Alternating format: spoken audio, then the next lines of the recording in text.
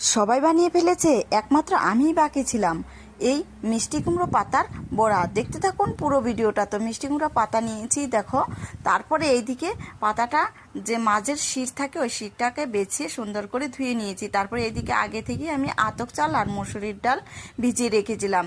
ভিজে গেলে তারপরে পাটায় বেটে নেব। এদিকে কাঁচা লঙ্কা আর রসুনও বেটে নিচ্ছি অল্প, বেটে সুন্দর করে একটা বাটির মধ্যে নিয়ে নেব। তারপরে দিয়ে দিচ্ছি এখানে স্বাদ মতো লবণ, হলুদ, লঙ্কার গুঁড়ো, জিরের গুঁড়ো, ধনের গুঁড়ো আর দিয়ে দিচ্ছি কালো জিরে। সুন্দর করে মশলাটা দিয়ে মেখে নিতে হবে। মেখে নেওয়ার পরে যে দেখো একটা থালার মধ্যে আমি পাতাটা দিয়ে এরকম গায়ে গায়ে কিন্তু মেখে নিতে হবে। তারপরে দেখো এইরকম আবার উল্টে দিয়ে আবার উল্টা পিঠেও আমি এইভাবে করে আবার মেখে নিচ্ছি। সম্পূর্ণ গায়ে গায়ে কিন্তু মেখে নিতে হবে। আর ভিডিওটি ভালো লাগলে অবশ্যই সাবস্ক্রাইব, লাইক, কমেন্ট করে পাশে থাকবেন। সব কয়টা একইভাবে আমি মেখে নিব।